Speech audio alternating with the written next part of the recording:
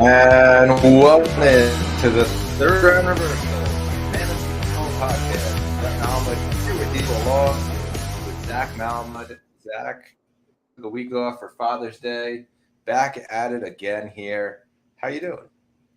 I'm doing well. I'm coming to you from the West Coast, Brett. So a little bit new here, but I'm excited to get back into it. A lot of stuff that we missed in these last couple of weeks, and obviously our division previews continuing on that.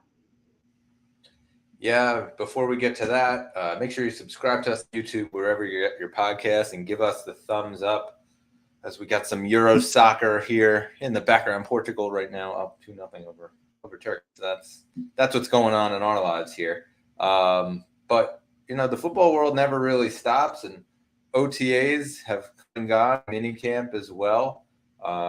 Now we're starting to get into the nitty-gritty where we figure out exactly what these rosters are, figure out exactly depth charts and how they shake out. We talked about, you know, some of the bigger deals that have come about in the last little while here over the last couple of weeks. We start out, though, Trevor Lawrence signs a massive 5-year, $275 million deal. The Jaguars lock him up, quarterback of the future, and we sort of saw that it was going to happen for a while and to invest into him. They make him the highest guaranteed quarterback year to year. Zach, what are your thoughts just on overall deal here and maybe a little bit of your impact here on the dynasty value? Yeah, Brett, I mean, it's kind of crazy that Trevor Lawrence got all that money and we haven't, I don't think, have seen the best of Trevor Lawrence just yet. There's still a lot of room for improvement. Obviously a really talented quarterback, and he is the franchise quarterback clearly for Jacksonville. However, I mean, I think it's kind of crazy that Trevor Lawrence got this big of a deal with, like I said, we haven't seen a ton of great Trevor Lawrence performances. Obviously, the big game that you think about when you think about Jacksonville in the last couple of years is obviously coming back when they were down so much against the Chargers, and they built a comeback. But I mean, people forget that Trevor Lawrence was absolutely horrendous in that first half, and that they needed to come back from. And ultimately they did. So the headlines were, "Oh wow, Jacksonville comes back." But I mean, that was Trevor Lawrence in a bad first half that he fixed and he figured it out. So I mean, it hasn't been the best so far from him, but I would say for Jacksonville, I mean, this is the guy. He clearly is the guy that they need at quarterback, and the talent is definitely there. They just need to figure some things out and really get him going. I think the big thing right now for Jacksonville is building around him and getting that really their offense in the best possible spot. Excuse me. I think that's the big thing for Jacksonville now. They've done a good job of it so far. They added a couple players last year. Now they added a couple players this year, and they're really trying to figure things out. So I really think this is a good deal, but still a lot to prove, like I said.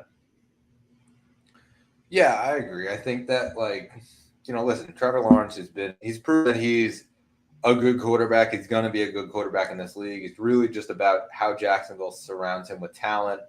You know, we kind of saw a little bit of Christian Kirk. We saw, you know, obviously they had Calvin Ridley there as well. This year might be a little bit different. With Ridley leaving, they bring in Brian Thomas, they bring in Gabe Davis. So kind of curious to see what happens as far as, you know, Bins and how he utilizes him. Obviously, he still has Evan Ingram there. He still has Travis Etienne. They said that they're going to give the ball more to Tank Bigsby. So that's kind of interesting as well. You know, we'll talk about them in a couple weeks when we get to our division preview for the AFC South. But I just think as far as dynasty goes, you know, with the solid value right now, he probably fits in as a low-end quarterback one for me as far as the dynasty goes. You know, redraft, yeah, it's sort of like that super flex play, I'd say even. But yeah, obviously like there's a future there. And so, if there's anybody who's a little nervous about having Trevor Lawrence, I think that it's a pretty solid option to go out and acquire. Yeah, 100%. And I mean, I think Trevor Lawrence, people would really try and hold on to him right now because I mean, so young, still so much time in the dynasty world. But obviously, like I said, there's still a lot of question marks. So some people can go eat every which way on it. I feel like if you're a owner of Trevor Lawrence, I mean, you're in a good spot right now and hold on to him. Obviously, the young age and everything, and now he's going to be the quarterback for the next some odd years, 5-year extension now in Jacksonville. So, I mean, keep continuing to roll with him, and I wouldn't make a move really if I was an owner of him. All right, so jumping to our next guy, we heard at the end of the week, Alvin Kamara actually skipping minicamp over a potential deal. We're seeing the running back market sort of, settle a little bit now with the Christian McCaffrey news. Now we get another big one. Ramondre Stevenson signed a 4-year deal, $36 million with the New England Patriots. And Zach, another big piece for them that they extended, not a ton of room around him as far as the weapons go. And so, they sort of invest in the known commodity in Ramondre. And I just think like this could be a really tough year for Ramondre. Good on him to get his money right now. But yeah, I don't know that it really moves the needle that much. Obviously, we've seen out clauses in all these deals, and it holds true here as well. What are your thoughts here on Ramondre? Maybe not as much of the 4-year term, but maybe the 2 years, we'll say, of Ramondre Stevenson's outlook. Yeah, I mean, you kind of see that in most deals now, the out clause that all these players have and all these teams have, really. I think when you look at Ramondre, I mean, it's where he's placed on those contracts, in that contract list compared to other running backs. He's sandwiched right now in between Joe Mixon and as well as Derrick Henry and DeAndre Swift. Like he's right in the middle there. And I feel like you would probably say, yeah, that's a solid spot for him. I think Swift and Mixon and Stevenson, yeah, you haven't probably seen a crazy amount of Ramondre Stevenson recently because of last year. It ended early because of the injuries. But, I mean, a really solid running back in terms of fantasy as well. He's a solid piece to have on a fantasy roster. I put him in just like a solid RB2 range. He's right there. And you look at the guys that he's now sandwiched next to in guys like Joe Mixon and Derrick Henry. So the thing about Joe Mixon and Derrick Henry is the consistency. You need that from Ramondre Stevenson now. That's where he's in that range. And you would probably hope for that. If he's in that kind of range of pay next to those other guys, you're hoping, okay, can he give me that consistency for the long term? Like guys like Mixon and Henry have done over the years. I feel like that's a big thing for Ramondre, especially now in this next stretch. New England's in a clear rebuild. They really are. They're trying to figure things out at quarterback. They moved on from Belichick. Obviously, it's a new era up in New England. So they're trying to figure things out.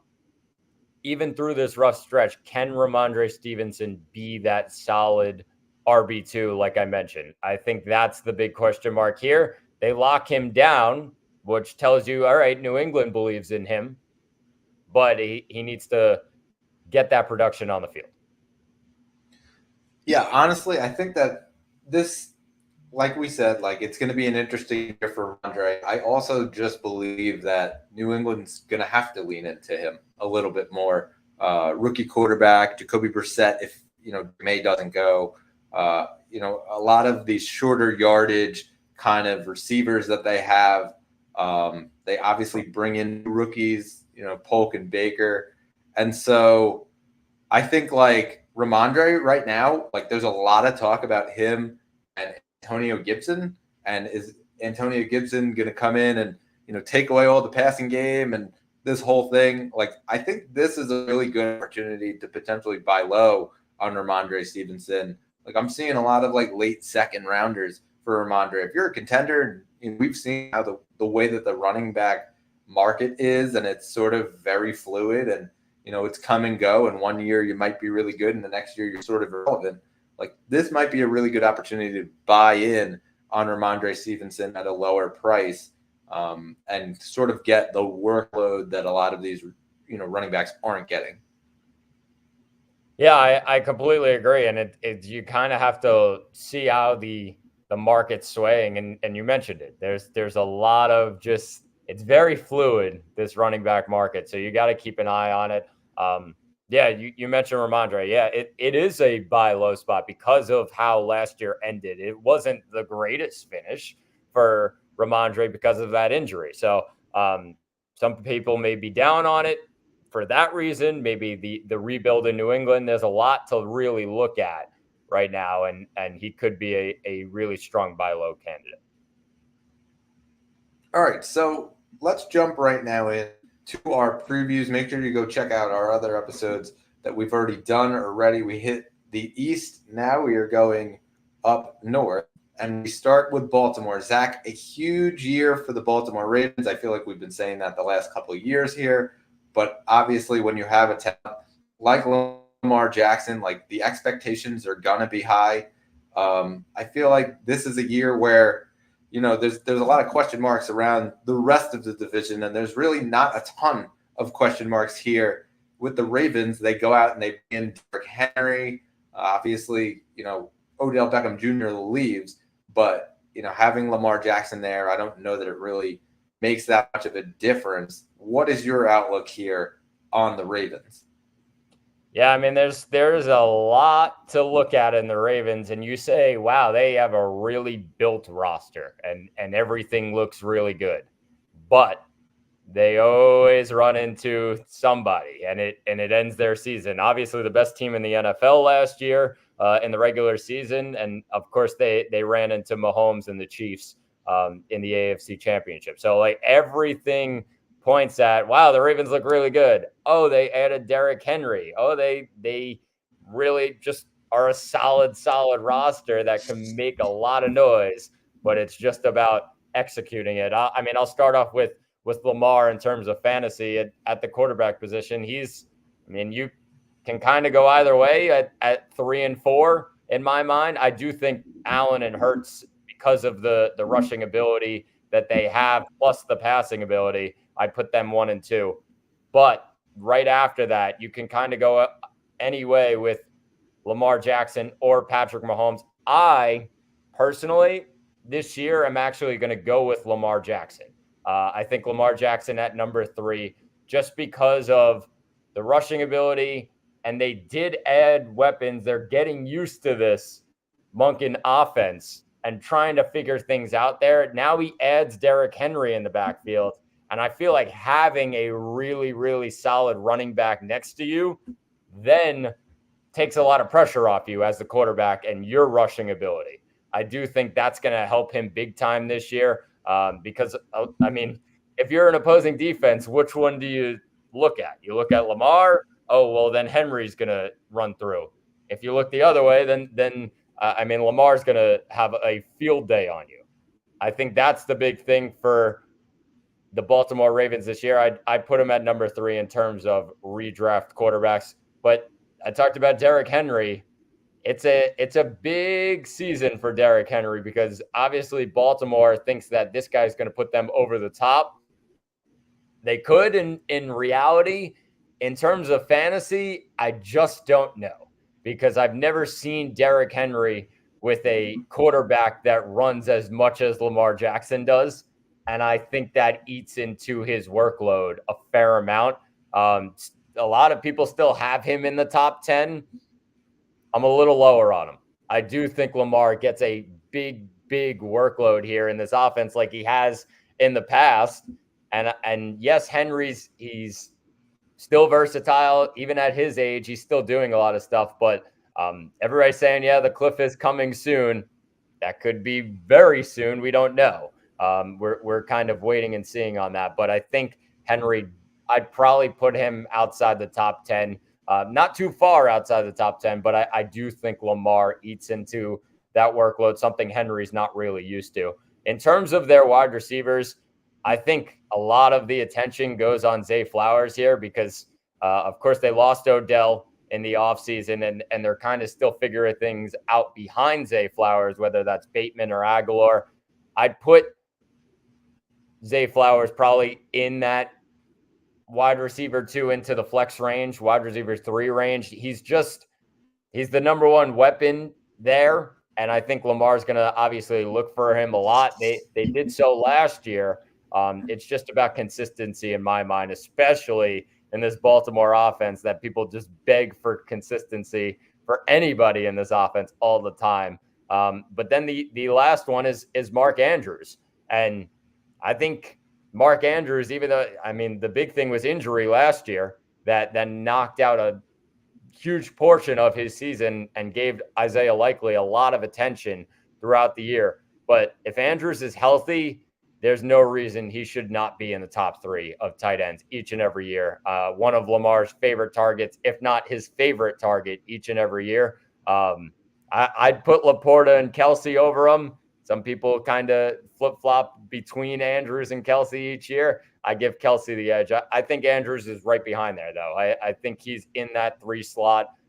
Just a consistent tight end each and every year when he's on the field, and I think it's going to be a big year for him.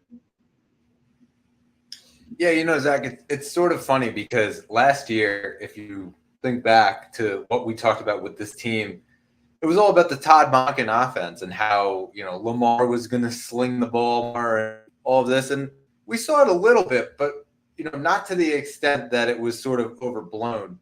I actually think it's going to be a little the opposite here this year, where they're not slinging it as much. They're kind of just pounding it down your throat with Lamar, with Derrick Henry, and a lot of the shorter yardage is going to go to Mark Andrews rather than Zay Flowers. And that's sort of where I see this offense going. Yeah, Zay Flowers will get his, Bateman will get his as well. But I really see Derrick Henry, Mark Andrews, and Lamar as the 3 guys who are sort of going to lead this offense. And it's going to be a very short yardage, and they'll break off some bigger runs, I'm sure. But that's kind of where I see it going. So as far as it goes with Lamar, listen, I think that it's, like you said, it's a year where you kind of are a little higher on him than most years. And again, it really just goes back to here's the style of offense that I think that they're going to play. I think Lamar is going to have to use his legs a lot in this offense. And so it's pretty exciting, but you take a look at some of the areas of where he's going. He's going right now is like quarterback 3, quarterback 4. I think he is right there at that guy. Is he better than Jalen Hurts or Patrick Mahomes? I think there's an argument for that. Is he better than Josh? I think there's an argument for that too. And so it's kind of weird because I would say those 4 guys and Anthony Richardson right now probably are the top 5. And you can make an argument for any of those 5 just based on how they utilize their strengths. Richardson's more so of a potential talk as opposed to one of the other guys, who was on that list where they've already achieved that. And so I think that, as far as Anthony Richardson goes, he probably is not the number 1 pick, but I could see people going out and taking him as the first quarterback.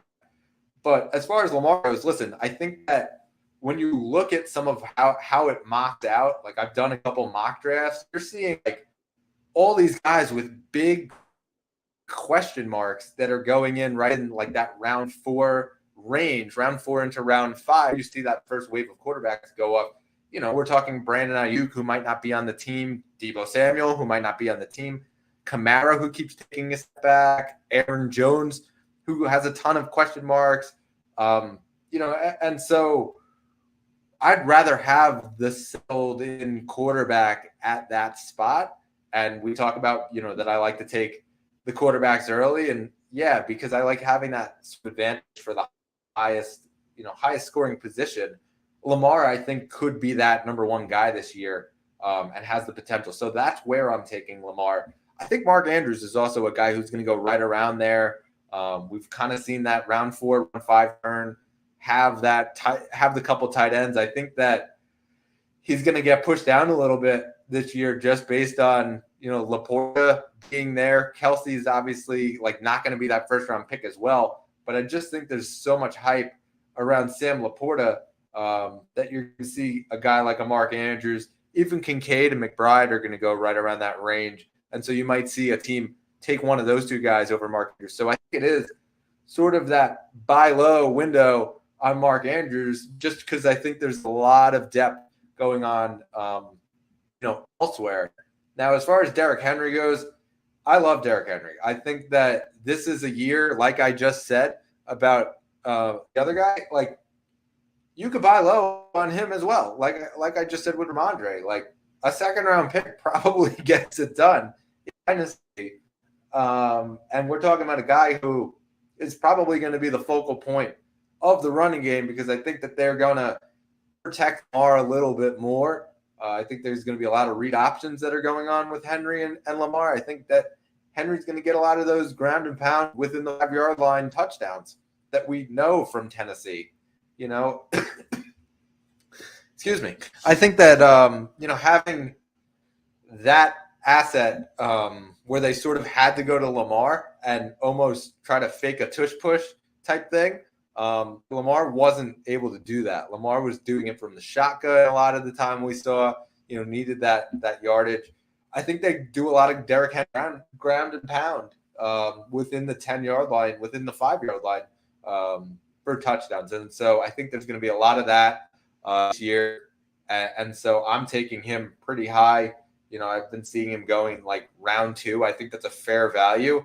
And really, I just think that the running back market, if you go running back in your first 2 picks, like he's an amazing second running back to have on your team. I think you're going to get rewarded with a ton of touchdowns. And then lastly, we talk about the receivers here. I think that it's an interesting year because, like I said, I think the style is going to be a little bit more shorter. Zay Flowers, the yards after catch, I think is really where he shined last year, and seeing him over the middle. I'm kind of curious what teams do to defend it.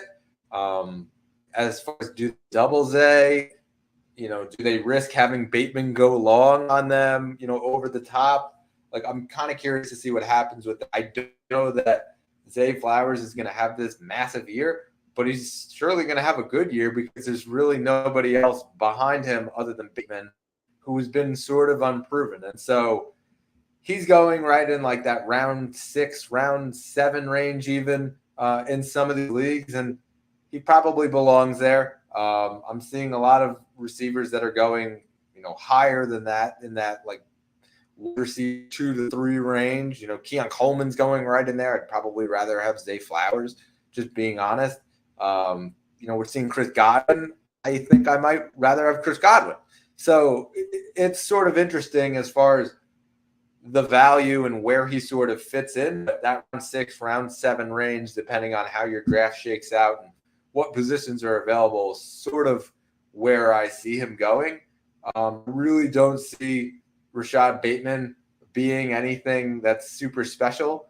And then just quickly off the board, while we're talking about the Baltimore Ravens, Justin Tucker has gotten a ton of hate this year because I think that the rest of the kickers sort of caught up. So Greg Legg have to do a lot with the Jets, and we saw Harrison Butker have to do a lot with the Kansas City Chiefs. Brandon Aubrey, did a lot this year as, Dallas sort of would get themselves into the red zone and then not be able to score 3 points out of Aubrey.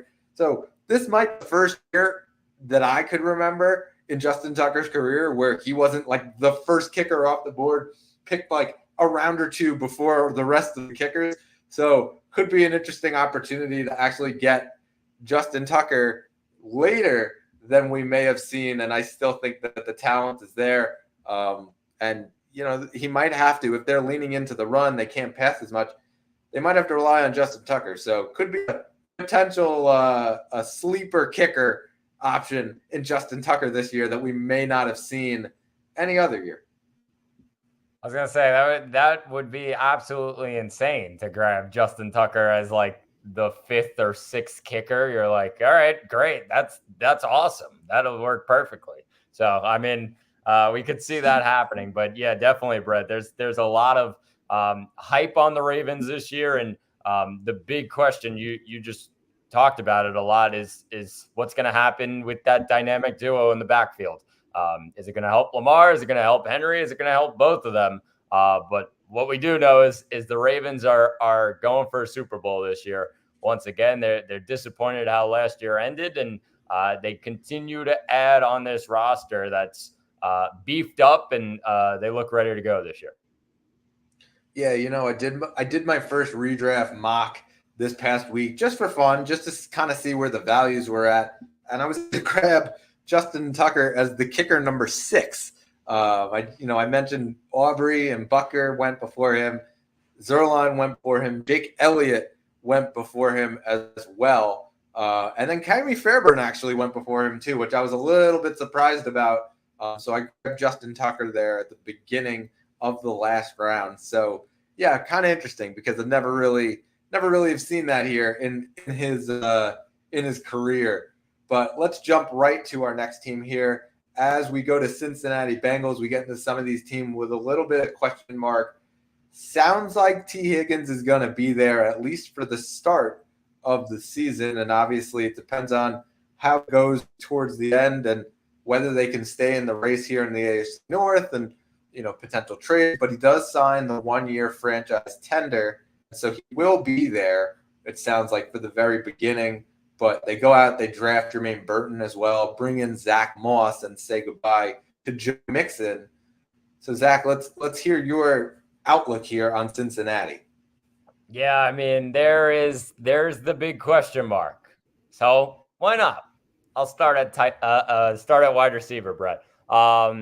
Because obviously there's the big name at the top for Cincinnati, and it's Jamar Chase. He's, in my mind, yeah, he's in a perfect spot at number 3. I think every single expert put him at number 3. They kind of flip-flop between CeeDee Lamb and Tyreek Hill at 1 and 2, but there's like no question mark who the number 3 guy is. It's Jamar Chase, especially with Joe Burrow back now, because any Bengals player owner last year in fantasy was just dreading their season because Joe Burrow went down. And it knocked a lot of players' values just way down for where they really wanted it to be. So Joe Burrow is going to be back. They're excited about that. Hopefully it's a healthy season for them, and they're continuing to roll in Cincinnati. But Chase is number 3 on my board, definitely behind Hill and Lamb at the top. The big question mark is T. Higgins. And Brett, you and I kind of look at these kind of seasons each and every year. There's always that one player that you say, all right, well, there's all the question marks, but they're there. Do you draft them or do you not draft them? And my advice on T. Higgins, which I've done a lot of for other players too, is T. Higgins has a lot of question marks, and I think a lot of people are going to pass on him. Because of that, he's the big question mark, and people say, oh, no, T. Higgins? No, not going to draft him. You're going to get T. Higgins probably available a couple rounds later than maybe you expected. Maybe a round later, maybe 2 rounds later. Because he's that name that people say, no, got to stay away from him this year. I think that's the big thing right now. And the question is, well, T. Higgins, can he be the T. Higgins that we saw from a couple of years ago, where he was a really, really talented wide receiver too, even with Jamar Chase there? I think he can if Joe Burrow is healthy. That's really what knocked Higgins' value down a ton, I feel like, last year. They had backup quarterbacks, and we all know it. When there's a backup quarterback there, they're going to the top weapon no matter what, and that was Jamar Chase. So I think the big thing for Higgins this year is just wait on him. I wouldn't draft him at his value right now. Some people have him wide receiver 3 in that range. I think he's going to go way lower than that because he's the name that people say, oh, no, got to stay away. I think he's that guy this year. So I think that's the big thing for Higgins this year. put him just in and around the 30s range in terms of wide receivers, just because there's a lot of question marks. But if you could get him later than value, then where he's valued, it's an absolute slam dunk in my mind, because I think he's still going to get some good production this year in Cincinnati. The other guy I'm going to look at is Jermaine Burton, not for redraft, but for dynasty, because I think all the question marks about T. Higgins this year, it just brings more and more towards Jermaine Burton. Obviously, the off the field issues were the big thing for him at Alabama, but the talent is absolutely there. They got rid of Tyler Boyd, and we know in that Cincinnati offense, Brett, they fill all three wide receiver holes. They do it very well, maybe better than any other team in the NFL when they have Burrow at quarterback. So Jermaine Burton, definitely a guy to keep an eye on, especially with all the question marks. And Higgins may be out the door before this season is over. So there's still a lot there to look at. I would say in terms of dynasty, Jermaine Burton, definitely a guy to really look at in that second round into third round in rookie drafts this year. But the big name I will also say in this Cincinnati offense this year, one of my biggest sleepers is Zach Moss, the running back from Indianapolis last year. Now he's in Cincinnati, and I feel like he's just not being ranked correctly. We saw Joe Mixon, how consistent he was at the running back position over the years, even with running backs behind him. I'm going all the way back to the Gio Bernard days for Joe Mixon. He still was in the top 15 for running backs every single year, Brett. What makes me think that Zach Moss can't be a really solid RB2 for Cincinnati? Because we know they're going to run the ball. They're not a pass-heavy type of offense. They're a balanced type of offense that they rely both ways, in the passing game and in the running game. And Joe Burrow does not run a lot. It's going to be on the running back. So I think Zach Moss is a really solid player to look at this year. A lot of people have him closer to the 30s. I'm putting him closer to the 20s in that solid RB2 range. I really think it's going to be a solid year. And if you get 1,000 yards from Zach Moss, that's perfect. That's exactly what you want in a running back. He's going to get some touchdowns there, obviously, on the goal line. He's built for that, and I think it's going to be a big year for him. Burrow is probably outside the top 5 because there is a name in Anthony Richardson that a lot of people are really confident, and I know you are, Brett, throwing him in the top 5, because of the rushing ability, and that takes fantasy quarterbacks to a new level. I'd put Burrow, like, you can kind of go either way with him and Stroud, just outside that top 5. And in terms of tight end, I don't see much here for Cincinnati. I don't think really anybody's on the radar. We talked about last year, and Tanner Hudson had some good things. They also are working some things around. They had Mike Gesicki there. Yes, Gesicki could be like a touchdown kind of guy, but we know in tight ends, if you're relying on a touchdown-dependent tight end, you got to switch it. You got to find an actual tight end in terms of fantasy, and there's a lot of guys on the board that I'd take in a heartbeat over the tight ends they have in Cincinnati. But takeaways from that, like I said, Zach Moss, huge sleeper. T. Higgins, wait on it. And Jermaine Burton, definitely a guy to look out for in Dynasty. All right, for me, it's sort of the same. Same name of the game here. I mean, we could start at receiver. Chase, he's going at the, probably the back end now. I'm seeing a lot back end of the first round. And it's fair, but he's still a top 5 receiver for me. I actually stick him ahead of Amon-Ra. I see the people who are sticking Amon-Ra ahead of him, but I don't really see it. But I'm putting him there. He's the number 1 receiver for me. And the fact that T. Higgins might not be there towards the back half of the season, speaks volumes to me as well, where he's almost getting that Justin Jefferson load. As far as the T. Higgins thing goes, I'm not sure if he'll be there for the over the entire of the season, but whatever team does go out and get him, like they're going to utilize him. I don't know that if he gets traded, that his value will actually go up in fantasy. I think it might go down a touch, because I think that if he's going to a place, it's going to be that probably has a number one receiver, and they're basically bringing him in for the run to get another piece. So, I think that that's something to caution yourself with if you are looking at T. Higgins. But yeah, I think he's going, he's dropping a round or two, probably into that 6th round. Even I'm seeing him in the 5th round, depending on your league. And so, I just think like he's going to end up being on the team, because I think that Cincinnati's going to be competitive this year. I'm not sure that they're going to trade him. They'll just ride it out with him. And yeah, I think that his value is probably a buy low if he does stay.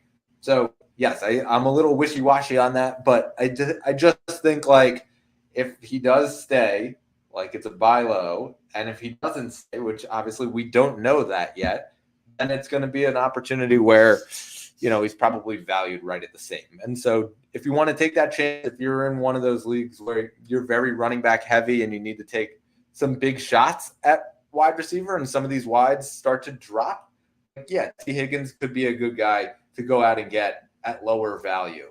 As far as Jermaine Burton's value goes, yeah, you said it, Zach. Like, it's a dynasty target right now, and I'm seeing, a lot of buzz about Jermaine Burton, and he's actually flying up on dynasty boards right now, where we were talking about him potentially as a 4th rounder. Now we're seeing him in the back end of the 2nd in a lot of these leagues, because a lot of people don't think T. Higgins is going to be there. I'd caution it a little bit, but I also understand where people's heads are at. I think that people are always trying to find like the next big thing. There's the potential that T. Higgins ends up signing a deal with Cincinnati. You never know. It could happen. We've seen crazier things happen. The cap just keeps going up and up and up in the NFL as they make billions of dollars. And so you never really know where these things will shake out. The way that they rearrange money as well, they could take off of the defense a touch. Like, there's ways that they can work T. Higgins in there and have him under contract. As far as it goes with Burton, though, like, yeah, it's a little lottery ticket. I'm still a little iffy on it just based on those, what ifs. I'm a little more hesitant. I don't think like he'll be a complete T. Higgins fit. Said, I think the back end of the 3rd round is a fair spot for him. And I think that, I used to have him in the 4th round. Now it's probably a back end 3rd rounder for me.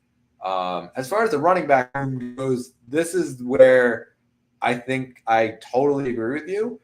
And I also differ a little bit, because I think that they're being very underutilized and underrated here, Zach Moss and Chase Brown. I also think that Chase Brown, to me, is the sleeper of this draft. And I think it's because you're getting him in round 13 in a lot of these leagues. I grabbed him in the back end of round 12.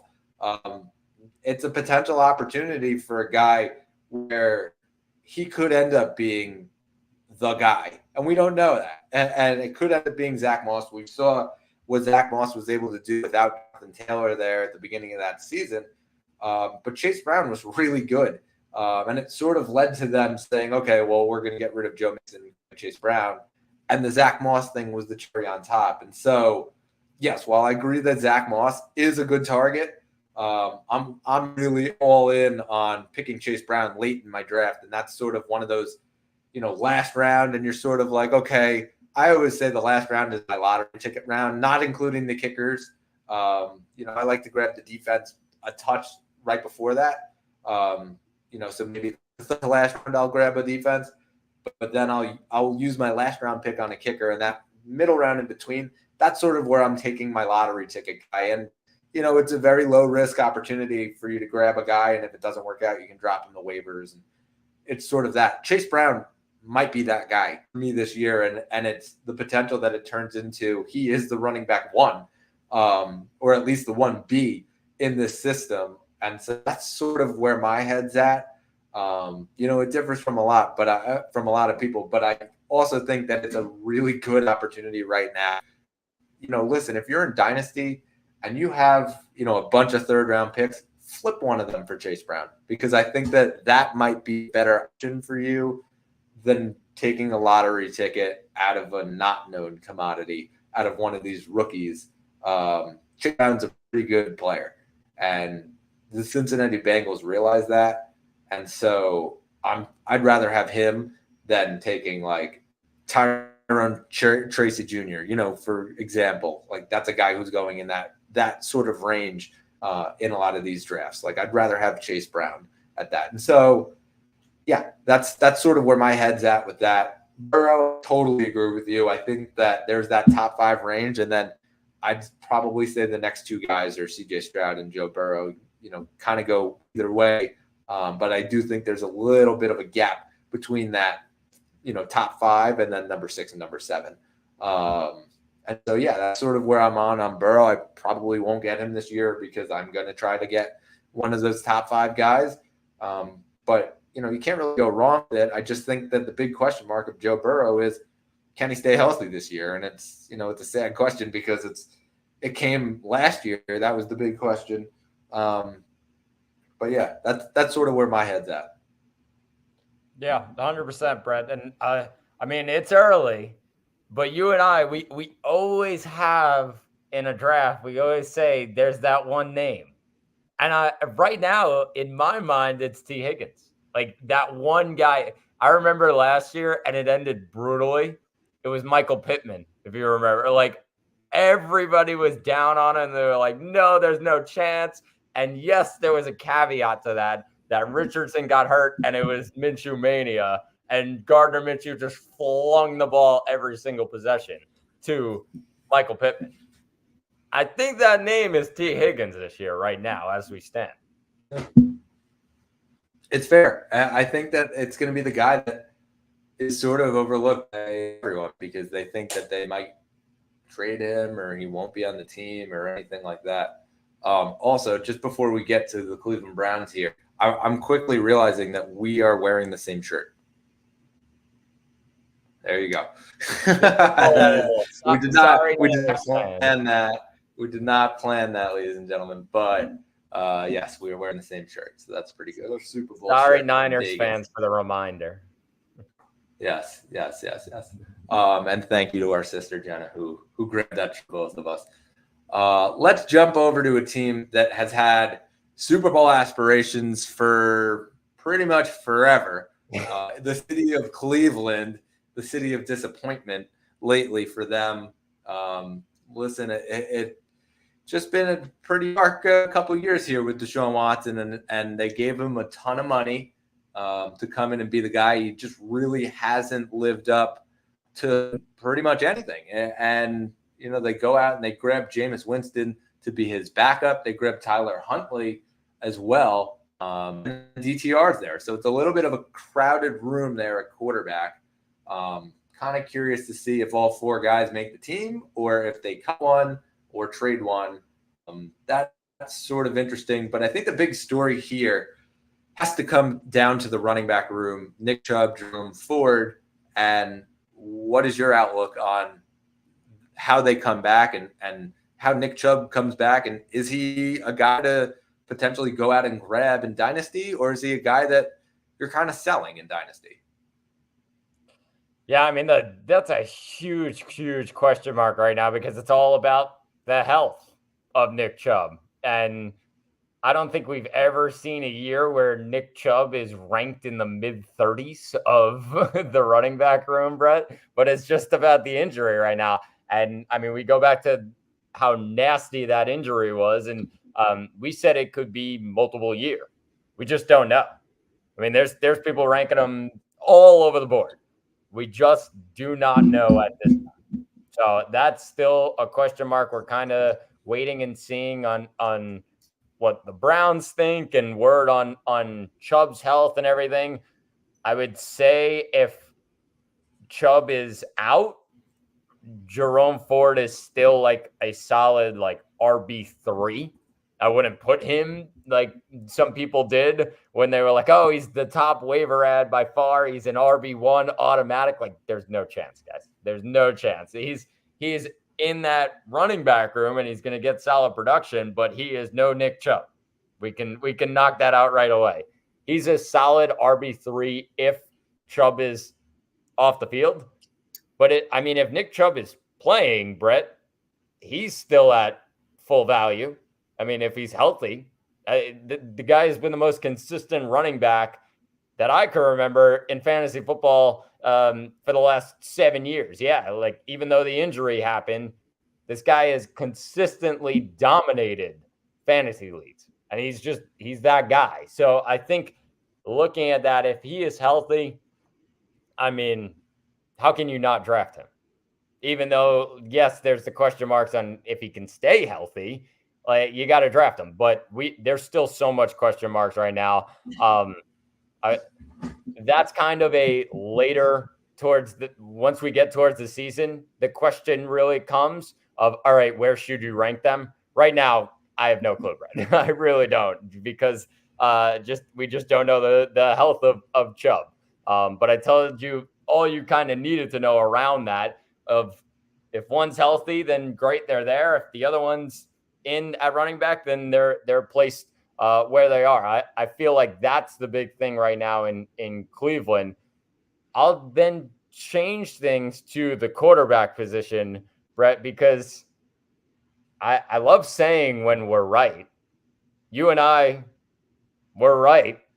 Everybody said, oh, Deshaun Watson, top 10 quarterback in fantasy last year. And you and I looked at each other and said, what are people talking about? Deshaun Watson hasn't played in so long, and there's no chance they figure things out in this offense. And you look at it this year, and Deshaun Watson's just inside the top 20 in terms of quarterback. So, yeah, QB2, if you want him as a backup, great.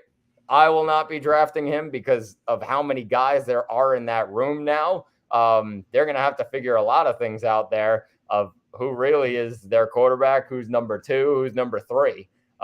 They got a lot of question marks there to figure out in Cleveland, just in terms of the quarterback room. So, yeah, I'm staying away.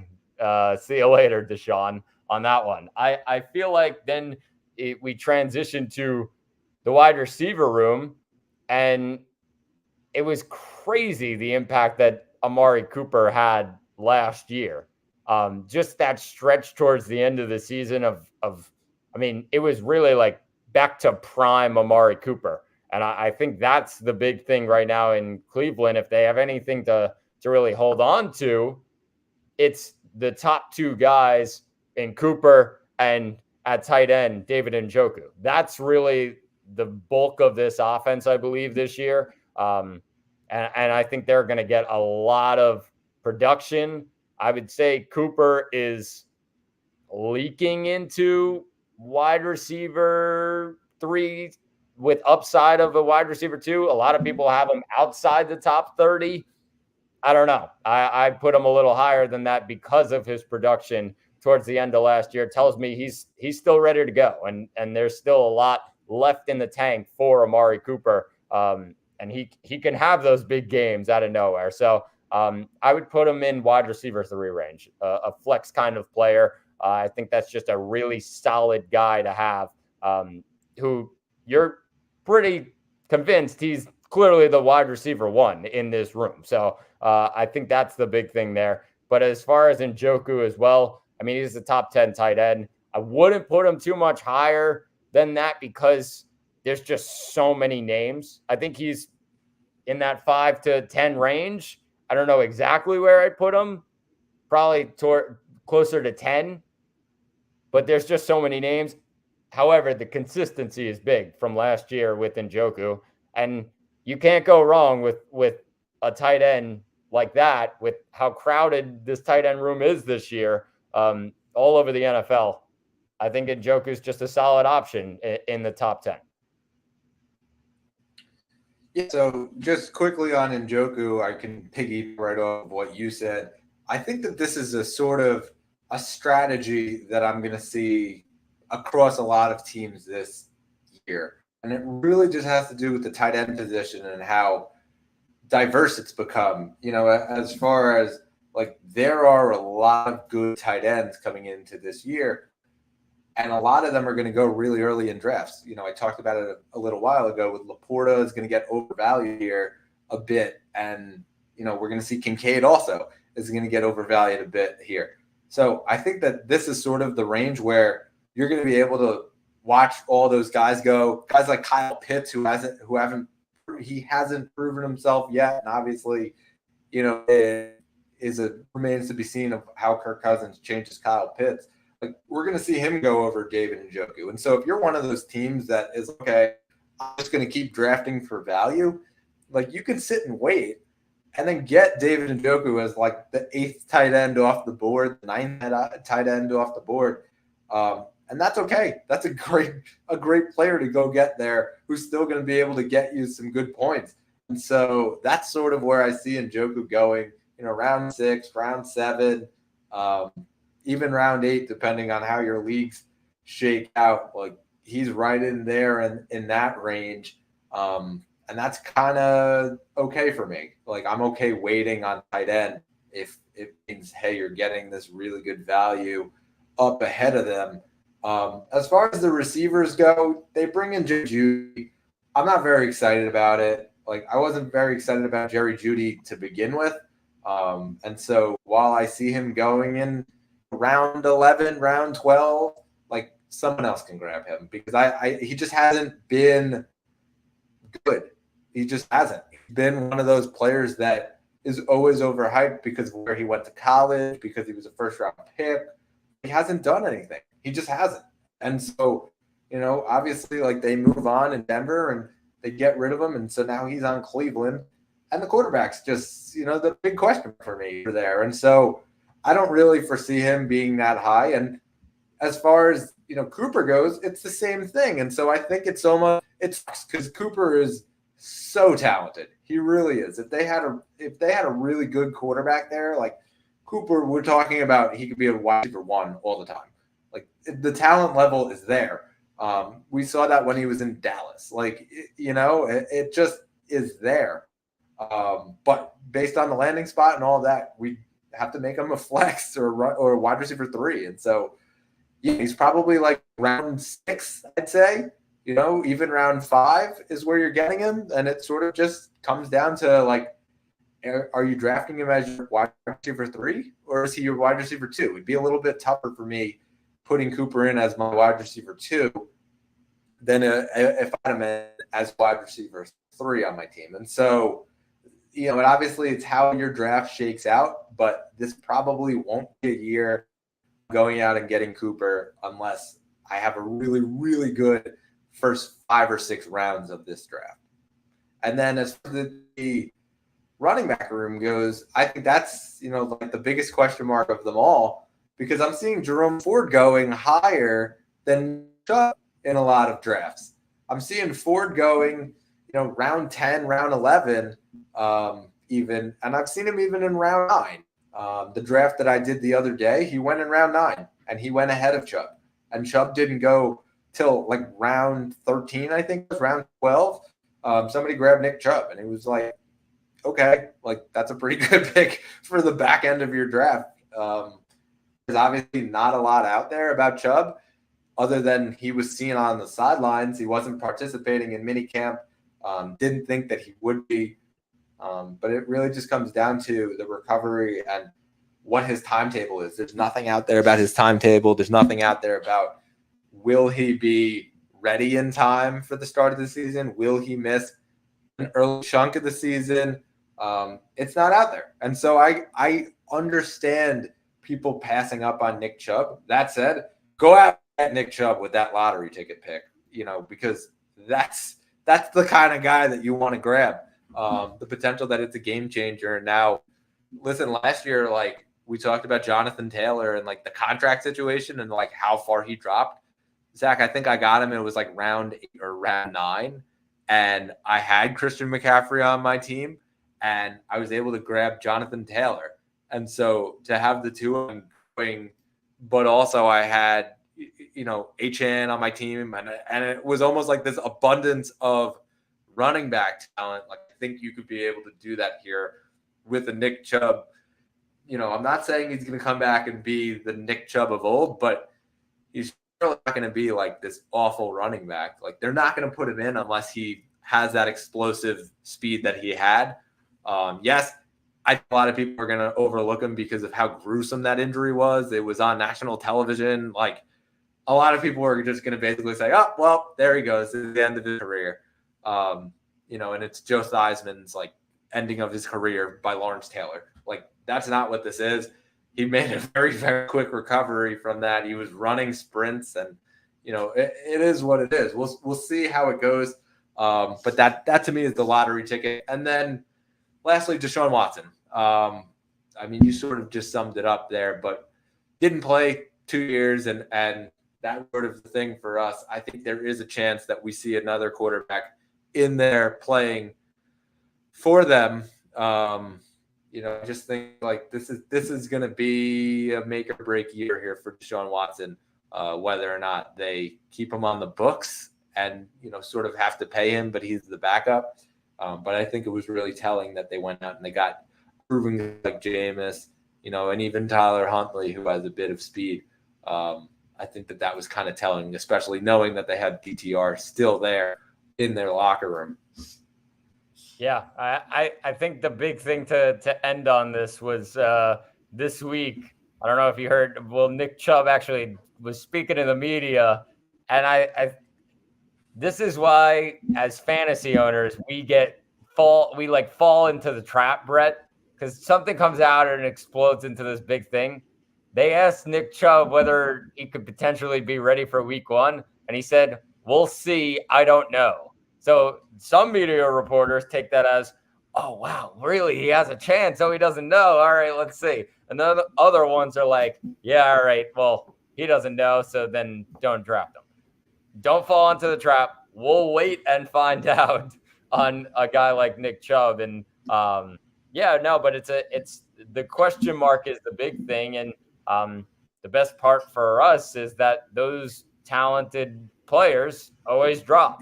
They always drop so far, and somebody wins a draft because they select a guy who drops super far because of all the question marks. So that could be Nick Chubb this year. We could find out. It could just be a rest year for Nick Chubb, obviously, with how bad that injury was. So it's kind of we wait to find out. All right, so we jump to our next team here, and the final team in the AFC North, the Pittsburgh Steelers. Big offseason for Pittsburgh. They go out, they trade away Kenny Pickett, shipping him over across the state to Philadelphia, and then they go in and they bring in Russell Wilson to be their starting quarterback, or so we thought, because then they go out and they trade for Justin Fields. And so, a little curious on your dynasty outlook here as far as the quarterbacks go. But then, more so on the receiver room where George Pickens, and then we don't know who else there. Like they bring in Roman Wilson, they bring in Van Jefferson. Are any of those guys on your radar as far as the fantasy perspective goes? So the Pittsburgh Steelers right now, Brett, is like, it's the hardest team to really know right now. I feel like there's the opposite side of that where you could say, all right, I know exactly what's going to happen. And this is going to be just, they're going to rely on their guys from last year that they kept all of them and figure things out there. I have no clue. In my opinion right now, yeah, it's going to be a Wilson type of offense, but I'm with Steeler fans here because I'm rooting for them with just all the quarterback struggles that they've kind of had to endure in the last couple of years, and with the talent that they have on this offense in terms of weapons and just guys built around, their quarterback was the kicker for them, and it really has been bad since Ben, towards the end of Ben's career when he just couldn't do it anymore. I think the question, though, this year is, does Russell Wilson still have it? Because we look at Russell Wilson and we say, oh, yeah, Russell Wilson, like he's up there. He's a great quarterback. He had great years in Seattle. Brett, last year was worrying for me. It really was because, I mean, you talk about a guy who's so talented. It was a disaster. And yeah, that could be on Sean Payton. That could be on the coaching. That some of that's on Russell Wilson, Brett, because he's the quarterback. He has all that experience. He's a Super Bowl champion. And it was just so awful that I'm like, all right, well, maybe he'll figure it out. It's not like he had like nothing in that offense as well. He had some guys in that offense in Denver to really figure things out. Maybe it was the play calling. Who knows? I think he can figure it out in Pittsburgh, but that doubt right there, it's still lingering for me because of how bad last year was in Denver. But looking at this year, I mean, he's not on a redraft radar. He's nowhere close to it. In my mind, I think he's just out of it because there's a lot of guys that I'd take over him. Plus, I think this offense, people are saying, oh, well, he could throw to the weapons. Why wouldn't they go back to working with the two running back game that they had last year with Najee and Jalen Warren? Yes, they can give a little bit of a different dynamic with Wilson passing to a guy like Pickens. But I feel like Najee and Jalen Warren is the way to go in this offense. If I've seen anything in the last year or two, those are the guys to really look at. And I think Najee, who's looking for a contract extension right now, it's a big year because, okay, where is that talent at? Yes, he's got Warren next to him. We kind of see it as that Ezekiel Elliott and Tony Pollard kind of thing where they're just so close together that you really need to figure things out. But obviously the young age of both of them is really what stands out here. And they got to kind of figure out the way to go. I hate to say it, Brett. There's a running back room I am just kind of staying away from. If one of them falls into my lap, I'd be like, all right. They're going to eat into each other like more than any other running back room. And they're in that 25 to 30 range, but it's just one that I'm like, it's going to make my head spin as a fantasy owner throughout the season. Some people are okay with that, and they could say, oh, well, Najee's been solid, and I'm going to take him. I wouldn't be against it, but you're going to have to deal with the Warren games where he goes off in that specific situation. I would say in terms of the wide receiver room, I think George Pickens in a lot of people's rankings is placed in the perfect spot because you just don't know. He's in the flex spot. He can be up. He could be down. We don't know. I think that's the perfect spot for him. Yes, they have a ton of like guys that they added around him. I don't think I'd put too many of them. I don't think I'd really put any of them on the redraft really radar. Guys like Van Jefferson, Roman Wilson, just a lot of guys there. Quez Watkins, none of them in my mind are on the redraft radar. In terms of dynasty, yeah, you can kind of figure things out. Roman Wilson, obviously the rookie coming in this year. I know you were kind of high on him when he first was drafted, just because of the fit that he would really have in this offense. And I agree with you. That's a really good dynasty add in my mind in a rookie draft. But there's just so many question marks here, Brett. There's just so many guys, and you kind of have to figure it out. I think they focus more on the run and the short yardage kind of game with a quarterback like Wilson in there. I think all the question marks, though, is on Russell Wilson. Can he get this Steelers team to top level in the toughest division in all of football?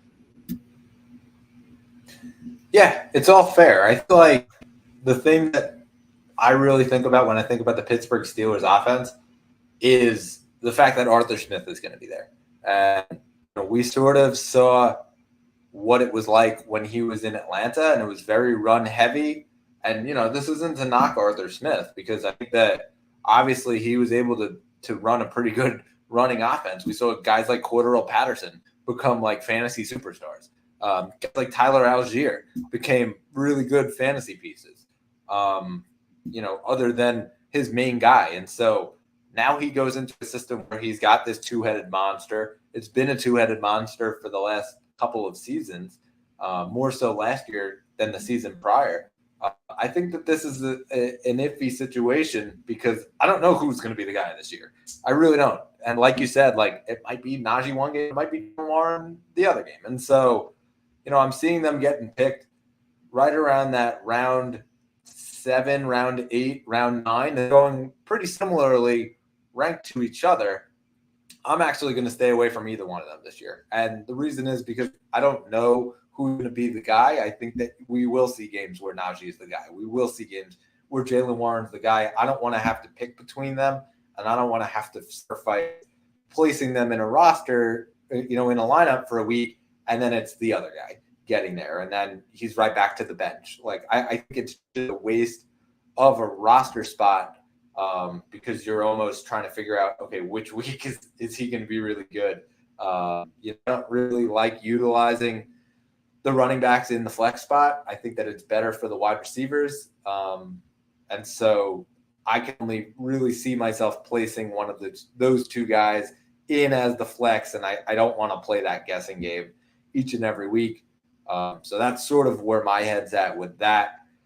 As far as the quarterback situation goes, very interesting. I'm not going out and drafting either of them, obviously, because we could see both of them at times. There could be a package in there for Justin Fields, even if Russell Wilson is the starting quarterback. We might see that. Like, is that a thing that could happen? You don't know. We're really unsure about that side of it. The talent of Justin Fields as a running quarterback, does he play that Taysom Hill type role? We don't know. Does he return kicks like we heard about in the last little while? And then we saw it come out in Madden in the trailer that came out the other day. Justin Fields was returning a kickoff in the opening field. We don't know. We really don't know. We're assuming that Russell Wilson will be the starter from the get-go, and he wasn't great. He just wasn't great. The value has tanked on him. I still say that if you are in a league and kind of that spot where you don't have a lot of quarterback depth, Justin Fields is a potential guy to go out and grab. We know that this is not the end for him just because he got traded. He will get another chance. At some point, he will get another chance. If you have the room on your bed to stash him, stash him. If you have the room to go grab him and stash him, then do that. I think that the value is super low on him. I don't recommend that you trade him away if you do have him. But that's sort of where my head's at with them. As far as the receivers and the tight end go, Pat Freiermuth is a really good tight end too. And I see, you and I, Zach, we like taking that second tight end towards the back end of the draft. That's a good guy to go out and get. He has the potential to be really good. We have seen Russell Wilson, who we think is going to be the starter, go to his tight end a lot. And so on that bye week, on that fill-in week, on the weeks that potentially you use a tight end to injury, Pat Freiermuth is a good option, especially there. And then the receivers are a little bit interesting as well because, it's George Pickens and then it's sort of nothing else. And I'm sort of seeing George Pickens get overvalued here a bit. And he's going in round 4 a lot. He's going in round 5. I don't see that. I just don't. I think that we're looking at the same sort of situation that we saw with Drake London a year ago, and not make the Arthur Smith comparison, but I think we're going to see the lean into the run a lot. And yeah, there'll be more shots than we saw with Desmond Ridder. But I don't know how often to go to George Pickens. He's not going to get this top tier workload. And so in the same way that I was saying, I'd rather take him as my wide receiver 3 rather than 2 with the other guy, same thing here with George Pickens. I think Pickens ends up probably as a wide receiver 3, not a flex option, depending on what your league settings are. And so, I'm probably right in there. If I'm drafting that range and George Pickens is there at the back end of the 4th round into the 5th round, and there's a bunch of those tight ends there, I might take one of those tight ends over George Pickens in that top tier of tight end. That's sort of just where I think. And then behind him is Roman Wilson. And yeah, I've talked about Roman Wilson a ton. I don't know how much value he's going to have this year based on the fact that the offense is going to be a little bit more run heavy. However, I think that from the dynasty standpoint, he is a really good stash candidate. His ability to get down the field really quickly and be that deep threat. Yeah, he'll catch a couple balls. Like we saw it last year with Russell Wilson and Marvin Mims. Like he was able to catch a couple of bombs. I sort of see that that's going to be the role this year, and it won't be amazing. It just won't be. But as far as the dynasty value goes, he is still the second receiver there, and it's George Pickens and it's him. And so, yeah, I think that, back into the third round, into the fourth round, like that's where Roman Wilson probably deserves to be in dynasty. I would be one to take him just because I think that the opportunity is there. And then, of course, listen, we don't know, like, the way that fantasy works, the way just the NFL works, like, somebody could get hurt. George Pickens can go down, and then all of a sudden, like, Roman Wilson's the number one guy.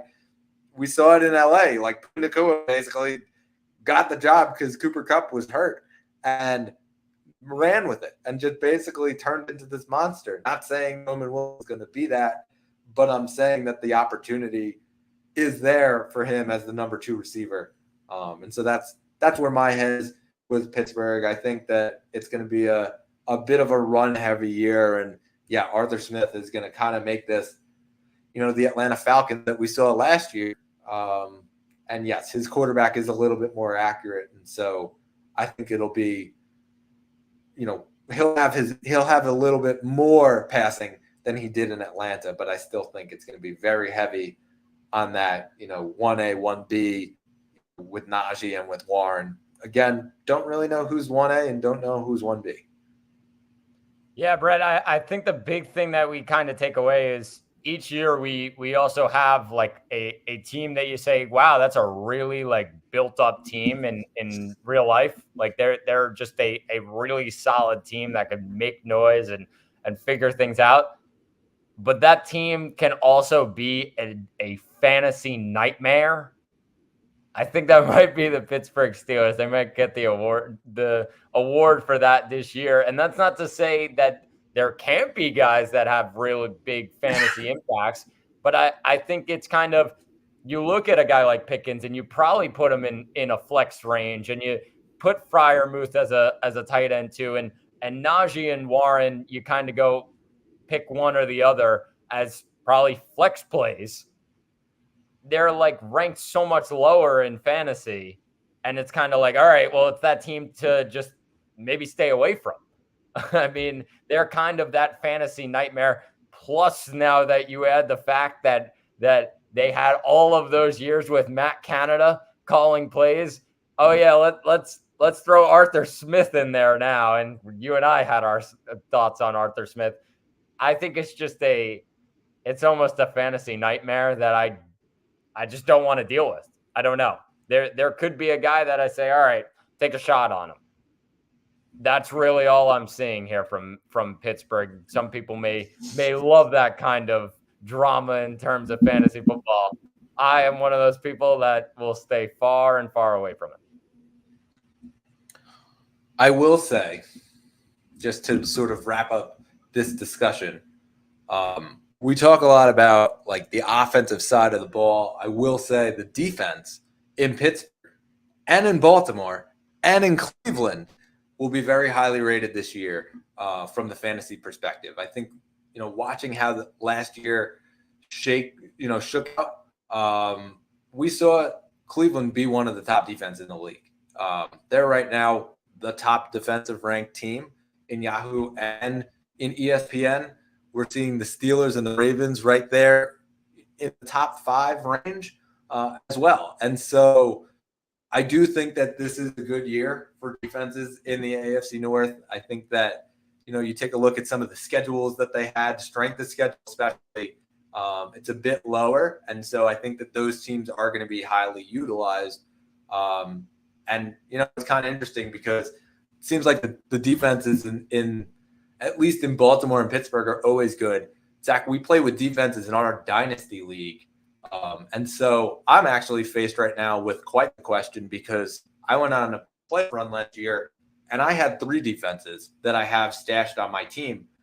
I have the Ravens, I have the Steelers, and I have the Buffalo Bills, who have been historically a good defense in the last couple of years, but losing a bunch of pieces right now, I'd have to say that I'm probably going to end up dropping Buffalo and keeping those 2 in the AFC North. Like, what is your thought just overall as the defense, and then what do you think of that pick there? Yeah, no, I mean, you're right on that.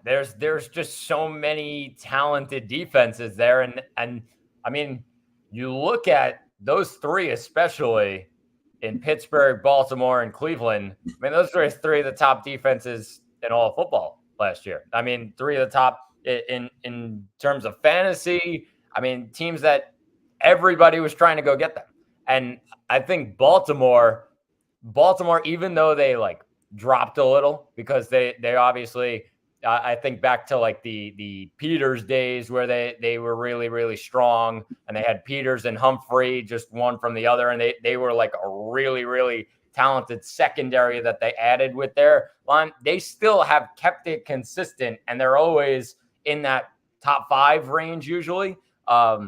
I think a lot of that is really important to look at because it's not always the big names that really get you a championship. It's everything about your roster and your fantasy roster that get you over the line. Just one more time, you said you were probably dropping Buffalo, and you had which other teams? I'm sorry. I have Pittsburgh, and I have Baltimore, and I have Buffalo. And so, I'm going to end up dropping one of them. I like to have 2 defenses on my team. It might end up being the Bills, though, just based on all of the changes that we've seen. And, it's pretty interesting because, these 2 teams in Baltimore and in Pittsburgh, I think, like, really just comes down to turnovers and, the ability to score a touchdown on the defensive side, which obviously has changed dramatically as far as, pick sixes. Like, they've gone up in a bunch of years here. And, I think that those 2 teams have the ability to get into the end zone more than most. Yeah, no, I 1,000% agree on you. And the big question mark in Buffalo, besides all the weapons for Josh Allen, is also the defense, because they lost a lot. They kind of replenished on some stuff. They drafted a couple of guys, but like, they are really murky in that defense and just so many questions. Whereas you look at those other defenses, you said Pittsburgh and Baltimore, you're going to get great production each year from those 2 teams. So definitely not far-fetched, like thinking that, yeah, Buffalo's definitely the worst of those teams in terms of defense. That's not to say that they're way down, but there's just way more question marks. And that's obviously a huge topic of discussion. And just you even look at it, all the injuries that they had, there's a lot of guys recovering. There's a lot of guys that were moved. And but it looks like those other defenses, Baltimore and Pittsburgh, are ready to roll. Like they're top-notch defenses, and they're going to be ranked really, really high in terms of fantasy this year. All right, so let's quickly preview our next episode as we head down south to take on the NFC North division. Zach, a lot of question marks as far as Atlanta, because obviously they go out, they get a big quarterback there. Baker Mayfield back down in Tampa Bay as well. A lot of question marks in New Orleans as far as not only the Alvin Kamara contract situation, but also the long-term future of quarterback there. And then I think the biggest thing is, can Bryce Young take a step forward here in year 2 in Carolina, where they didn't have a first-round pick?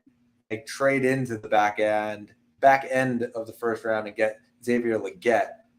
Do you see, what's your just general outlook here, and what question marks are you raising here across the division?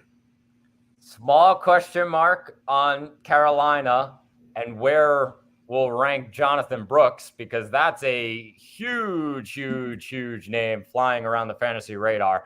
But I'm just going to keep it simple, because the Zach way, and that's Bijan, Brett. I'm ready for the year. I'm ready to go. I think it's going to be a big time year. He's got a built up offense. No more Arthur Smith to really deal with in this offense, and I think it's with Kirk Cousins right next to him. I think it's the Bijan show this year. A lot of people in the top 5, in the top 3 have Bijan there. This second year, I think it's a huge year for Bijan Robinson, and as a dynasty owner, I'm ready to roll on it. To me, I think the big question mark also is in Atlanta, and it really comes down to, number one, can Kirk Cousins continue to be a quarterback 1 or low-end quarterback 1, or does he start to drop a little bit based on the system and not having Justin Jefferson there? And in the same exact breath, does Drake London, can he become what we think he may with Kirk Cousins there? I am really curious as far as Drake London, because there's a lot of people putting him in the top 10, and he hasn't proven he's a top 10 receiver yet. And so can he live up to that expectation, knowing that new quarterback is there? Kyle Pitts as well, I think, is a big question mark, and whether he can actually, become a fantasy relevant player, where it sort of has been a big disappointment. But we'll break down them. We'll break down the rest of the division in our next episode. Please subscribe to us wherever you get your podcast and give us the thumbs up. In the words of Aaron, so we shall rise yet again. This is Zach Mallon and Brett Malmus. This has been the Third Round Universal Fantasy Football Podcast. We'll catch you on the next one.